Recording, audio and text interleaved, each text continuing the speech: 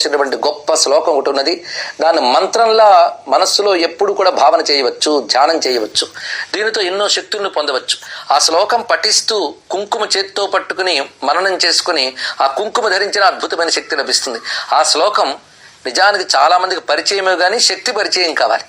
సర్వమంగళ మాంగళ్యే శివే సర్వార్థ సాధికే శరణ్యే త్రయంబకే గౌరీ నారాయణి నమోస్తుతే.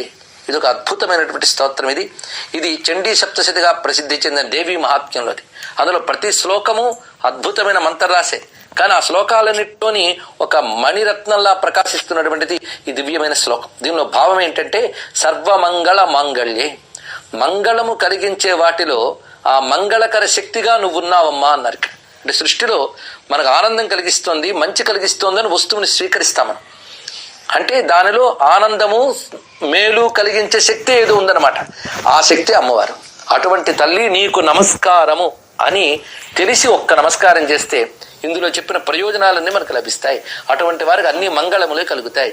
ఇది అమ్మవారి మంత్రాల్లోకెల్లా మహామంత్రంగా భావించి ప్రతివారు సులభంగా సర్వకాల సర్వావస్థల్లో జపించి సిద్ధి పొందవచ్చు.